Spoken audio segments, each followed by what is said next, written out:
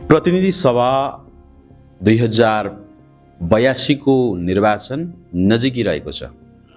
निर्वाचन नजिकिएसँगै नेपालमा रहेका विभिन्न दलहरूले चुनावी कार्यक्रम अगाडि बढाइसकेको अवस्था छ। त्यसैगरी म आज तीर्थुम जिल्लाको सन्दर्भमा के भइरहेको छ भन्ने विषयमा यहाँहरूमा आज कुराकानी गर्न गइरहेको छु। म हुँ टिआर सेनहाङ। तपाईँलाई कार्यक्रममा हार्दिक स्वागत छ र यो कार्यक्रम चुनावी विशेष रहेको छ। प्रतिनिधि सभा निर्वाचन 2082 मा तीर्थुम जिल्लामा 12वटा दलहरूले उम्मेदवारी दर्ता गराएका छन्। विभिन्न राजनीतिक दलका पार्टीहरूले र सबै पार्टीहरूले आफूलाई चाहिँ निर्वाचनमा निर्वाचित हुने परिकल्पना सँगसँगै उहाँहरू मनोनयन दर्ता गरिसक्नु भएको छ भने निर्वाचनका प्रक्रियाहरू अगाडि बढिरहेको छ। सबै दलहरूले आफ्नै किसिमको राजनीतिक एजेन्डा र प्रतिबद्धता बोकेको अवस्था छ।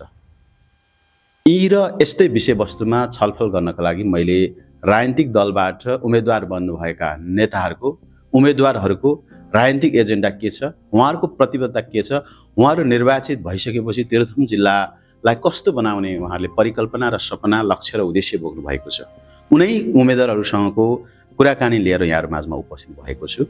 र आजको कार्यक्रममा तीर्थुम जिल्लाबाट नेपाली काङ्ग्रेसको तर्फबाट उम्मेदवार बन्नुभएका युवा नेता, युवा मध्येको पनि युवा र सबैको भावना समेट्न सक्ने एकजना निडर, स्पष्ट वक्ता र साहसी नेताको रूपमा आफूलाई परिचित गराउन सफल नेता सन्तोष सुब्बा, जो नेपाली काङ्ग्रेसको तर्फबाट प्रतिनिधि सभा सदस्यको उम्मेदवारको रूपमा उहाँले मनोनयन दर्ता गरिसक्नु भएको छ।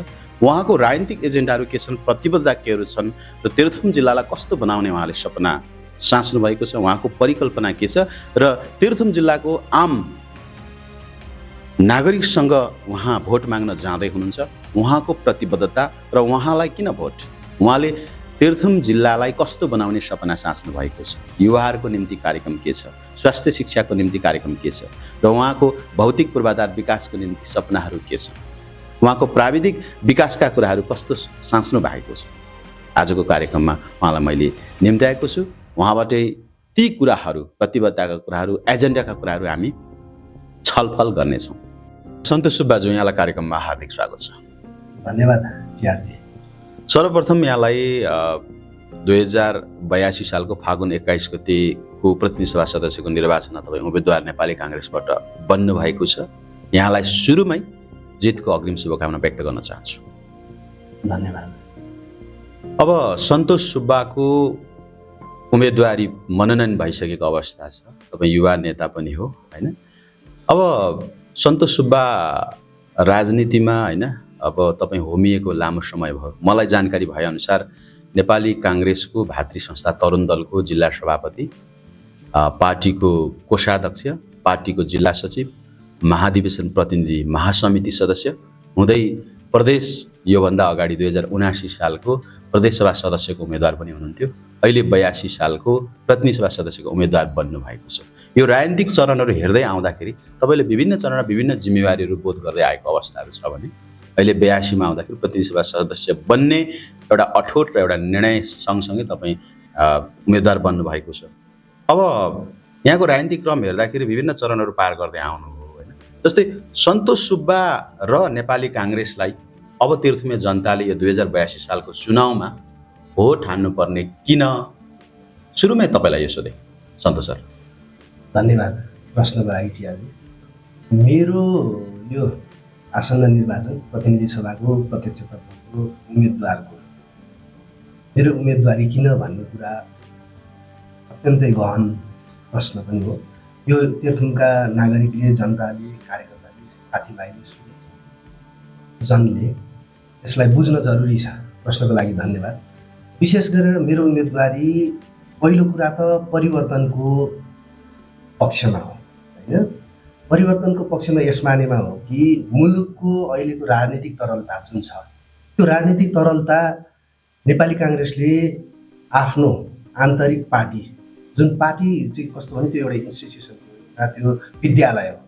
त्यो विद्यालयमा उसले परिष्कृत बनाएर, सृजनशील बनाएर, नवीनतम ढङ्गले चाहिँ सङ्गठनलाई अगाडि बढाएर लाने क्रममा विशेष महाधिवेशनले पार्टीलाई नै एउटा परिवर्तनको पक्षमा उभ्याएर त्यो केन्द्रमा मात्रै होइन, केन्द्रीय कार्य समिति मात्रै होइन, जिल्ला तहसम्म पनि यो जनतासम्म पनि जानुपर्छ भन्ने सन्देश दिनका लागि पनि नेपाली काङ्ग्रेस परिवर्तनशील छ र परिवर्तन भएर जनता माझ मत माग्न आयो भन्ने बुझाइका साथ र यो बुझ्न जरुरी पनि छ भन्ने कुरा म यहाँ राख्न चाहन्छु। तेह्रथुमका जनता, तेह्रथुमका आम आमा बुवा दाजुभाइ तथा दिदीबहिनी म राख्न चाहन्छु। मेरो उम्मेदवारी विशेष गरेर एउटा त्यो पनि हो। र अर्को कुरा के हो भने राजनीति जम्मा जम्मी एउटा दुईटा दृष्टिकोणले मैले यहाँ तपाईँलाई म भन्न चाहन्छु। एउटा के भने एउटा राष्ट्रिय राजनीति छ। राष्ट्रिय राजनीतिमा अन्तर्राष्ट्रिय राजनीतिका प्रभावदेखि लिएर मुलुक निर्माण गर्नेदेखि लिएर अन्तर्राष्ट्रिय पोलिसीदेखि लिएर भू राजनीति अहिलेको समसामयिक एउटा बहसको विषय बनेको अवस्थादेखि लिएर तेह्रथुम त्यो सँगसँगै जिल्लाको राजनीतिलाई हेर्दाखेरि जिल्लाका नागरिकको एउटा एजेन्डा हुनसक्छ। त्यो दुईटा कुरालाई नेतृत्व गर्न सक्छु र म तेह्रथुम जिल्लाका आम नागरिकका, मतदाताका, शुभेच्छुक आमा बुवा दाजुभाइ दिदीबहिनीको समसामयिक जीवनमा आइपर्ने समस्यादेखि लिएर सबै कुराको प्रतिनिधित्व र नेतृत्व गर्न सक्छु भन्ने हिसाबले मैले मेरो उम्मेदवारी दिएको छु। र त्यसलाई मैले यही तपाईँको मिडिया मार्फत म आह्वान पनि गर्न चाहन्छु र उहाँहरूलाई म के प्रतिबद्धता व्यक्त गर्न चाहन्छु भने तपाईँहरूका सबै कुरालाई म आत्मसात, शिरोधार्य, हृदयदेखि त्यसलाई ग्रहण गरेर म लिन सक्छु, बोक्न सक्छु भन्ने प्रतिबद्धता व्यक्त गर्न चाहन्छु। जस्तै अब सन्तोषजी, यो तेह्रथुम जिल्लाको समस्या चाहिँ के हो त? र यहाँ निर्वाचित हुनुभयो भने पहिलो 100 दिनमा के गर्नुहुन्छ? तपाईँको प्रतिबद्धता पनि सुनाउनु। अब यस्तो छ, तपाईँलाई झट्टै अहिले संक्षिप्तमा भन्नुपर्दाखेरि चाहिँ 100 दिनमा के गर्न सकिन्छ सकिँदैन। तर के हो भनेदेखि 2-3वटा समस्या छ। पहिलो कुरा त राष्ट्रिय राजनीति स्थिर हुनु पर्यो। मेरो उम्मेदवारी र नेपाली काङ्ग्रेस परिवर्तन भएर आएको चाहिँ एउटा के हो भने राजनीतिक स्थिरताका लागि। किन भन्नुहुन्छ भने पुराना दल मात्रै भनेर पनि भएन। एउटा ऐतिहासिक दल जसले जहिले पनि जिम्मेवारपूर्वक जुनै पनि विषम परिस्थितिमा पनि उभिन सफल पार्टी, त्यसको नयाँ नेतृत्व। त्यस कारणले गर्दाखेरि त्यो दुईटै जिम्मेवारी बोध गरेर म आज उम्मेदवारी दिएको छु। यसले के गराउँछ भने मलाई यति जनता माझ अनुशासित भएर, प्रतिबद्ध भएर, होइन, जनताका कुरालाई लिएर अगाडि बढ्नु पर्छ भन्ने मलाई सदैव लागिरहन्छ। यस मानेमा यो क्षेत्रको सबैभन्दा ठुलो समस्या भनेको चाहिँ एउटा बसाइसराई छ। त्यसमाथि पनि तेह्रथुम जिल्लाको सदरमुकाम जो चाहिँ दुईटा कुराबाट प्रभावित छ। एउटा हाम्रो हिजोको शासन प्रणाली, सङ्घीय शासन प्रणालीले गर्दाखेरि विकेन्द्रीकृत त भयो। त्यो विकेन्द्रीकृतले गर्दाखेरि गाउँलाई सकारात्मक एउटा सन्देश दिएको छ। पालिकाहरू निर्माण भएकोले बसाइसराई केही आंशिक रूपमा रोकिएको पनि देखिन्छ। गाउँमा जाँदा पनि बसौँ लाग्ने केही साङ्केतिक रूपमा अवस्था देखिएको छ। तर हाम्रो तेह्रथुम जिल्ला भनेको चाहिँ 77 जिल्लामध्येको, मुलुकभरिको जिल्ला सदरमुकाम मध्येको मृत सहर भनेर 5औं सहर या 6औं सहरमा केही तथ्याङ्कहरूले, निजी एउटा चाहिँ सर्वेक्षणहरूले त्यो बताएको कुरा मैले पनि केही अध्ययन गर्न पाएको छु। यो कुरालाई जीवित राख्नको लागि र तेह्रथुम जिल्ला भरिको समग्र विकास निर्माणहरू, यसका पूर्वाधारहरू शैक्षिक क्षेत्रमा, स्वास्थ्य क्षेत्रमा, होइन, व्यावसायिक क्षेत्रमा, पर्यटन क्षेत्रमा कसरी अगाडि बढ्न सकिन्छ भन्ने मसँग पनि केही एजेन्डाहरू छन्। त्यो एजेन्डा नयाँ एजेन्डा छन्। त्यो एजेन्डाहरूलाई साकार गर्नको लागि पनि र यहाँका नागरिकलाई, यहाँका जनतालाई यहीँ राख्ने जमर्को लिएर पनि म अगाडि बढेको छु। अब जस्तै जेनजी आन्दोलनकै एउटा उपज हो यतिखेर यो निर्वाचनमा होमिनु र प्रतिनिधि सभा विघटन हुनु र नयाँ प्रतिनिधि सभा सदस्यको निर्वाचन हुनु भनेको, होइन? जस्तै जेनजी आन्दोलनसम्ममा सरकार नेतृत्व चाहिँ नेपाली काङ्ग्रेस र एमालेको संयुक्त सरकार थियो। त्यसको नेतृत्व चाहिँ एमाले गरेको थियो र काङ्ग्रेस पनि सरकारमा थियो। त्यसको विरुद्धमा एउटा देशभरि चाहिँ एउटा आन्दोलन भयो। फलस्वरूप अब चाहिँ प्रतिनिधि सभा नै विघटन हुनु पर्यो। अब काङ्ग्रेस त फेरि दोस्रो विशेष महाधिवेशनबाट सचिएको र सुध्रेको र परिवर्तित भएको भन्ने नारा पनि सुनिन्छ। नयाँ सभापति गगन थापाज्यूले त्यही भन्नुभएको छ। काङ्ग्रेस त वास्तवमा हिलो छ्यापेको हो नि जनताले। त्यही हिलो छ्यापेरै चाहिँ भदौ 23 र 24 को जेनजी आन्दोलन भयो र काङ्ग्रेस र एमाले अब मुलुकलाई चाहिँदैन भन्ने गरीको आन्दोलनको उत्कर्ष चाहिँ त्यो थियो हैन।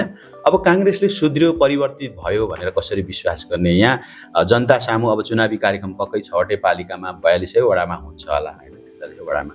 त्यतिखेर कार्यक्रमहरू चाहिँ अब काङ्ग्रेस पुरानो रहेन, पुरानो हो तर परिवर्तित काङ्ग्रेस हो, काङ्ग्रेस सुध्रेर आइसकेको छ भनेर जनतालाई कसरी सम्झाउने, कसरी बुझाउने? तपाईँको एजेन्डाहरू मुद्दाहरू के छन् त? अब यसलाई यसरी पनि हेर्नुपर्छ, जस्तो भदौ 23 र 24 गतिको जुन राष्ट्रिय जेनजी आन्दोलन जुन विद्रोह भयो, नयाँ पुस्ताको विद्रोह, त्यो नयाँ पुस्ताको विद्रोहलाई भदौ 23 र 24लाई आत्मसात गर्ने पहिलो पार्टी नेपाली काङ्ग्रेस।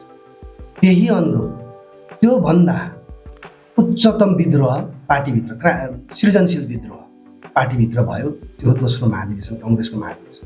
यसले के पनि सिद्ध गर्यो भने यो विधिवत रूपमा छ, विधि सम्मत छ, विधि बेगर पार्टी पनि चल्दैन, मुलुक पनि चल्दैन भन्ने कुरा चाहिँ पार्टीभित्रको आफ्नो इन्स्टिट्युसनमा चाहिँ नेपाली काङ्ग्रेसले त्यसलाई सिद्ध गर्न सक्यो, सफल पनि भयो। त्यस कारणले गर्दाखेरि अहिले हाम्रो नेपाली काङ्ग्रेसको केन्द्रीय सभापति गगन थापा हुनुहुन्छ, जो अहिले म गर्व गरेर मेरो सभापति गगन थापा हो भनेर म भोट माग्न मतदाता समक्ष नयाँ काङ्ग्रेस बनाएको छु, नयाँ सङ्कल्प लिएको छु, त्यो दृढ सङ्कल्प लिएको छु र त्यो आत्मविश्वासका साथ तपाईँहरूका सबै मुद्दालाई बोक्न तयार, नागरिकका मुद्दाहरूलाई बोक्न तयार भनेर नेपाली काङ्ग्रेस 77 जिल्लामा अधिकतम नयाँ उम्मेदवारीका साथ नेतृत्वहरू जानुभएको छ। त्यसको सन्देश नेपाली काङ्ग्रेसमा सन्तोष सुब्बाले लिएर आएको छ।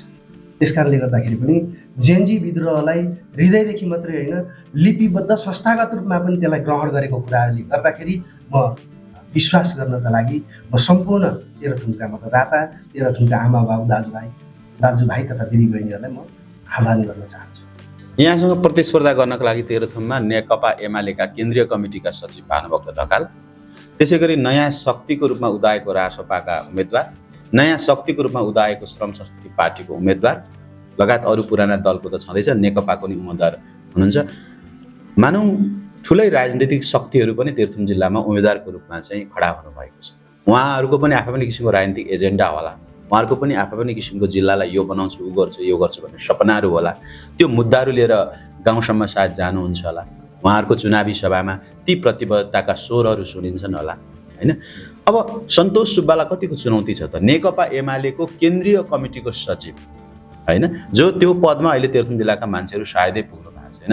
भानुभक्त ढकाल जो योभन्दा अगाडि मोरङ क्षेत्र नम्बर 3 बाट डाक्टर सुनिल शर्मासँग चाहिँ भारी मतान्तरले पराजित हुनुभयो।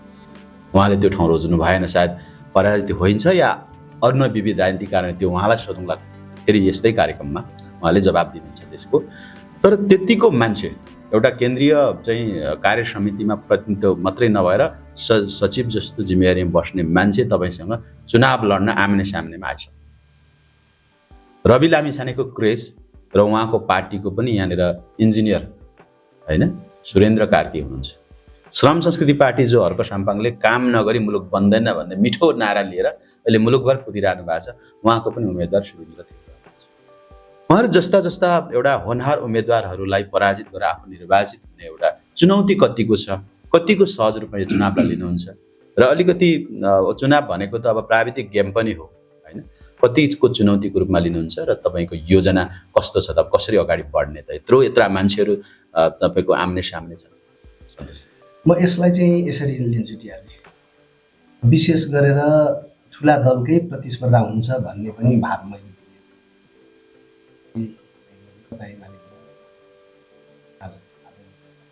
उहाँहरूको नाम उहाँप्रतिको पहिलो कुरा चाहिँ मेरो आफ्नो बुझाइ, उहाँप्रति मेरो श्रद्धा, मेरो सिनियर नेता हुनुहुन्छ। उहाँ केन्द्रीय नेता भएकोले हामीसँग त्यस्तो विधि पद्धति त छैन होला कुनै जिल्लामा जाने नजाने भन्ने, उहाँलाई म तेह्रथुम जिल्लाको तर्फबाट स्वागत पनि गर्न चाहन्छु।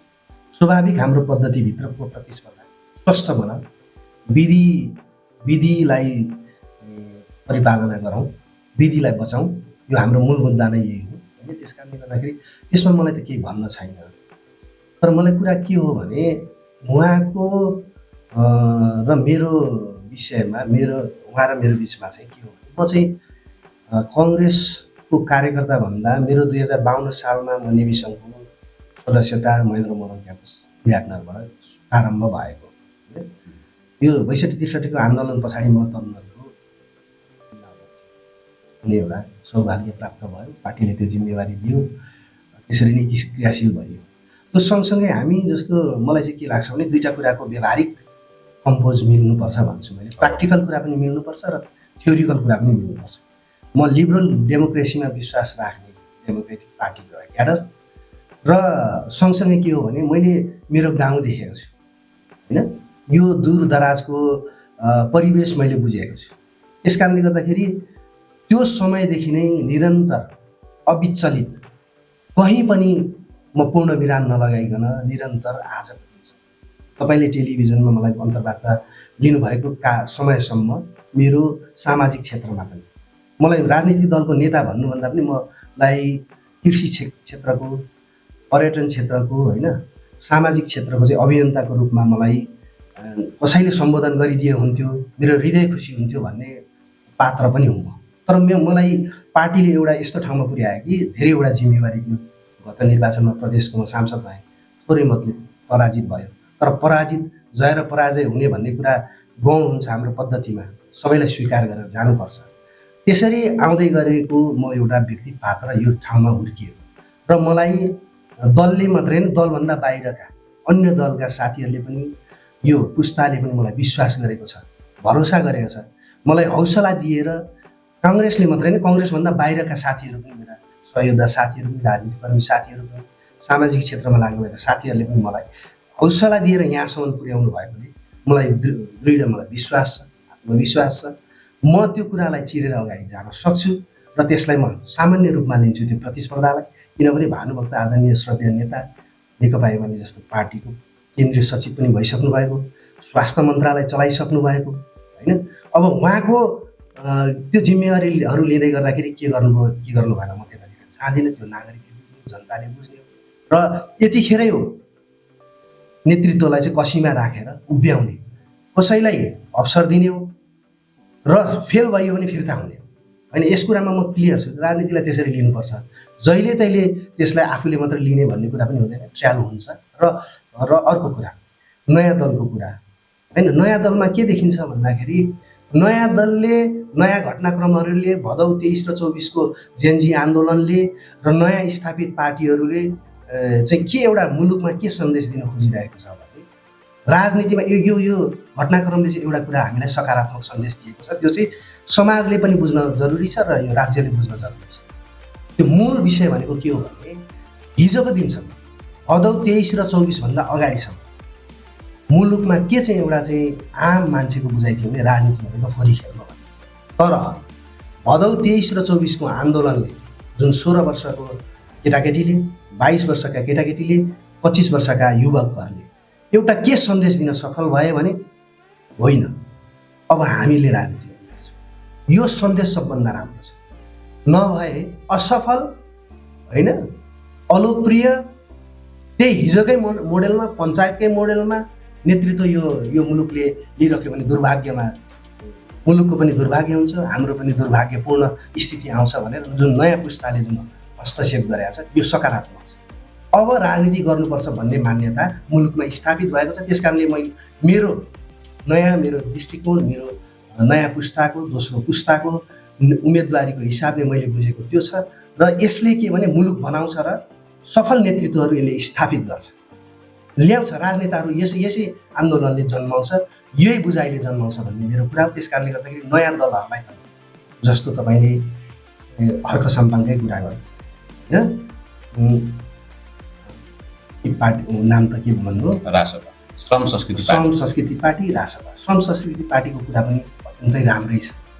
उसले राष्ट्रवादको कुराहरू बढी गरेको छ, यही जमिनको कुरा गरेको छ। त्यसलाई हृदयदेखि नमन गर्न चाहन्छु, म आत्मैदेखि सम्मान गर्न चाहन्छु। तर कुरा के हो भने त्यतिले मात्रै पूर्णता प्राप्त गर्दैन यो मुलुक भन्ने, नेसन भन्ने। हाम्रो समाज त फेरि त्यो बहुसांस्कृतिक समाज छ। हाम्रो समाजमा त विविधताले भरिएको समाज छ। त्यसलाई प्रतिनिधित्व गर्ने पार्टी, त्यसलाई मिलाउने पार्टी र जोगाउने पार्टी। यो मुलुकमा कुनै जातीय कुरा उठ्यो भने कुनै धार्मिक सांस्कृतिक दङ्गा उठ्यो भने त्यसलाई व्यवस्थापन गर्न सक्ने र मिलाएर एउटै भाइचारामा एउटै अनुशासित बनाएर राख्न सक्ने दल नेपाली काङ्ग्रेस हो। त्यसको प्रतिनिधित्व गर्दै मैले उम्मेदवारी दिँदाखेरि मैले गर्व पनि गरेको छु। यही म सन्देश दिएर यही कुरालाई यही आवाजलाई मैले गाउँसम्म नागरिकसम्म लगेर मलाई विजयी गराइदिनुको लागि पनि यही तपाईँको टेलिभिजन मार्फत म आग्रह अनुरोध गर्न चाहन्छु। 2079 सालको चुनावमा तेह्रथुम जिल्लाबाट नेपाली काङ्ग्रेसको तर्फबाट आदरणीय नेत्री सीता गुरुङले विजय प्राप्त गर्नुभयो। उहाँ लगत्तै शहरी विकास जस्तो चाहिँ एउटा राम्रो मन्त्रालय पनि उहाँले पाउनुभयो र उहाँको कार्यकालमा चाहिँ तेह्रथुम जिल्लाले करिब 3 अर्बभन्दा बढी बजेट पनि प्राप्त गरेर धेरैवटा विकास योजना अहिले सञ्चालनमा छन्, जो सबै जनताले यहाँको नागरिकले चाहिँ महसुस गर्ने कुरा हो र देख्ने कुरा पनि हो। यो सत्य हो। र तुरुन्तै अर्को कुरा मैले के सुनेको छु भने आदरणीय नेता गगन थापा, जो नेपाली काङ्ग्रेसको अहिले केन्द्रीय सभापति हुनुहुन्छ, सन्तोष सुब्बा र गगन थापाको सम्बन्ध नजिक सम्बन्ध हो, लिगेसी राम्रो छ। ट्याट्टै सन्तोष सुब्बाले तेह्रथुम जिल्लाबाट चुनाव यदि जिते भने मन्त्री बन्ने सम्भावना छ भन्ने बजार हल्ला छ। यो सही हो या यसै हल्ला मात्रै हो? के लाग्छ यहाँलाई? उहाँ प्रधानमन्त्री बन्नुभयो भन्ने कुरामा अथवा काङ्ग्रेस सरकारमा गयो भने यहाँले जित्नुभयो भने के हुन्छ? एउटा प्रश्न राम्रै जिल्लाको लागि नै चाहिने। फेरि म तपाईँलाई 2046 सालमा बहुदलीय व्यवस्था आयो। 2046 सालदेखि बहुदलीय व्यवस्था आइसकेपछि नयाँ व्यवस्था प्रजातान्त्रिक व्यवस्था आइसकेपछि यो जिल्लाको बागडोर नेकपा एमालेको हातमा। यहाँका नागरिकले सबैभन्दा शक्तिशाली दल नेकपा एमालेलाई बनायो। निरन्तर नेकपा एमाले नेतृत्व गर्दै नै गयो। 2064 सालमा नेपाली काङ्ग्रेसले विजय प्राप्त गर्यो। तर दुर्भाग्य के भइदियो भने 2064 सालमा नेपाली काङ्ग्रेसले बहुमत गुमायो। मुलुकभरिबाट बहुमत गुमायो। बहुमत गुमाउँदै गर्दाखेरि सरकारमा सामेल हुने अवसरबाट वञ्चित भयो तेह्रथुम। त्यस पछाडि लामो समय पछाडि 2079 सालमा केन्द्रीय सदस्य आदरणीय नेत्री सीता गुरुङले भन्नुभयो म प्रदेशमा पराजित भएँ र पराजित हुँदै गर्दा पनि सङ्घमा नेपाली काङ्ग्रेस तेह्रथुमले विजय प्राप्त गरेको कुरा एउटा के सिद्ध गर्यो भने यो 2046 सालदेखि नागरिकले दिएको अभिमतको त सम्मान गर्नै पर्छ। तर त्यो अभिमतलाई केन्द्रमा लगेर आफ्नो तागत पुर्याएर चाहिँ यो क्षेत्रको विकास निर्माणमा काम गर्न सक्दैन भन्ने, असफल छ भन्ने, नेकपा एमाले भन्ने पार्टी असफल छ भन्ने कुरा त सिद्ध भइसक्यो। त्यस कारणले गर्दा यो चाहिँ नागरिकले बुझ्नु पर्यो। हामीलाई त दुईवटा, मैले अघि राजनीति दुई तहले दृष्टिकोणले राख्नुपर्छ। एउटा के भने जिल्ला तहले पनि हेरौँ, मान्छेका निजी जीवनका निजी कुराहरू पनि हुन्छ, निजी दुःखका कुराहरू पनि हुन्छ। त्यो कुरा जिल्लासँग जोडिएको हुन्छ। केन्द्र र अन्तर्राष्ट्रिय कुराहरू केन्द्रीय तहमा जोडिएको हुन्छ। त्यस कारणले गर्दाखेरि सीता गुरुङको नेतृत्वले विजय प्राप्त गर्दै गर्दाखेरि नेपाली काङ्ग्रेसमा अहिलेसम्मको ऐतिहासिक सबैभन्दा धेरै ठुलो बजेट आएर यो जिल्लाको पूर्वाधार, यो जिल्लाका नागरिकहरूको, यो जिल्लाको सडकदेखि लिएर भवनदेखि लिएर पूर्वाधारहरूमा मनज्ञ कामको निरन्तरता अहिलेसम्म आजका दिनसम्म चलिरहेको छ। र अर्को कुरा तपाईँले मलाई प्रश्न गर्नुभयो केन्द्रसम्म तपाईँको पनि सम्बन्धको कुरा गर्नुभयो। यो चाहिँ कस्तो भने नेपाली काङ्ग्रेस अघि पनि तपाईँलाई भने फेरि दोहोऱ्याएँ, नेपाली काङ्ग्रेस परिवर्तन भएर आएको कारणले हाम्रो पुस्ता नै केन्द्रमा छ। हामीलाई धेरै सहज छ। यो कुरा पनि यो तपाईँको टेलिभिजन यही मिडिया मार्फत आग्रह गर्न चाहन्छु। यो कुरा पनि बुझ्नुपर्छ तेह्रथुम जिल्लाले, होइन? म यति भरोसाका साथ यति म विश्वस्तका साथ म चाहिँ उम्मेदवार दिएको छु कि मैले जितेर गएँ भने यो ठाउँमा आदरणीय नेत्री सीता गुरुङले जुन विकास गर्नुभएको छ हामीले त्यसको निरन्तरता दिन सक्छौँ र त्यहाँसम्म पुर्याउने जिम्मा नागरिकको, मतदाताको म आह्वान गर्न चाहन्छु। निरन्तर रूपमा पार्टीभन्दा माथि उठेर, होइन, एउटा परिधिभन्दा माथि उठेर, एउटा नातागोताभन्दा माथि उठेर यो तेह्रथुम जिल्लाको नागरिकका लागि समर्पित उम्मेदवारको रूपमा म बुझ्नका लागि आग्रह गर्न चाहन्छु। नेपाली काङ्ग्रेस उसो त अवसरको पछि कुद्छ भन्ने सुनिन्छ, होइन? यस्तै निर्वाचनहरूमा कहिले स्थानीय तहको, कहिले प्रतिनिधि सभा, कहिले प्रदेश सभा यहाँ आफै पनि पराजित एउटा व्यक्ति हो, जो अघि पनि यहाँले भनिसक्नुभयो। काङ्ग्रेसमा अलिक कलह हुन्छ, बेला बेला घर झगडा पनि हुन्छ, अन्तर्घातहरू हुन्छन्, जसले गर्दा उम्मेदवारहरू हार्छन्, हराइन्छन् भन्ने पनि सुनिन्छन् हल्लाहरू, होइन? यो कतिको सत्य हो र अहिलेको 82 सालको निर्वाचनमा आफै उम्मेदवार बन्नुभएको छ, यो कुरालाई कसरी चिरेर जाने? तीर्थम जिल्लामा साँच्चैको काङ्ग्रेसभित्र कलह छ कि छैन, अन्तर्घात गर्ने स्थितिहरू छन् कि छैनन्, अथवा यसलाई यदि छन् भने पनि त्यसलाई कसरी मिलाएर जाने, यसको परिकल्पना तयारी कस्तो छ सन्तोष?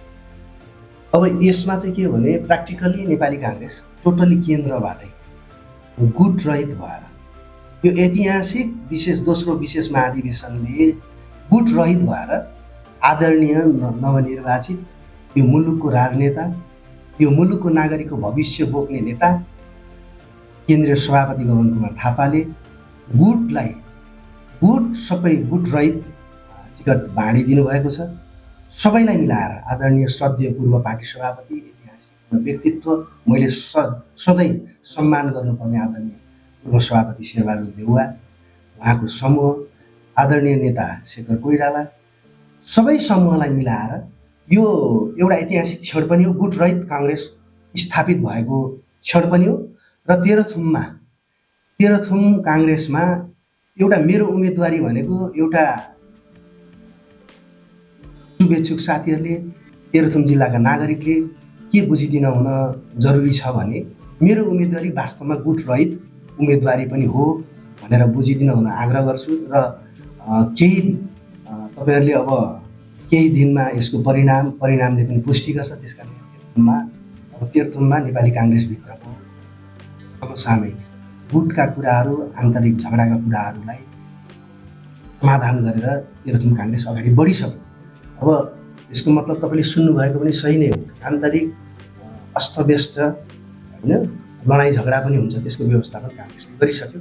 त्यसमा निर्धक्क हुन आम क्याडरलाई, कार्यकर्तालाई म अब चुनावी कार्यक्रमहरू र घरदैलो कार्यक्रमहरू चाहिँ हुन त निर्वाचनले तोके अनुसार त साह्रै धेरै दिन त छैन, धेरै दिन गर्न नपाउने भन्ने गरिकन होला, तर निर्वाचनको मिति पनि नजिकिँदैछ।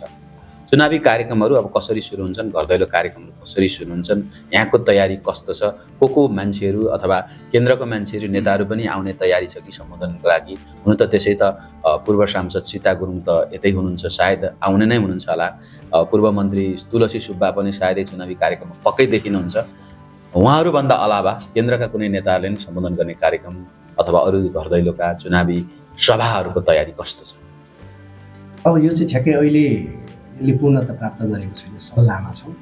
केही दिनभित्रमा हाम्रा आदरणीय नेताहरूका अनुमतिमा, उहाँहरूसँग सल्लाहमा, उहाँहरूको राय लिएर तयारी गर्दैछौँ।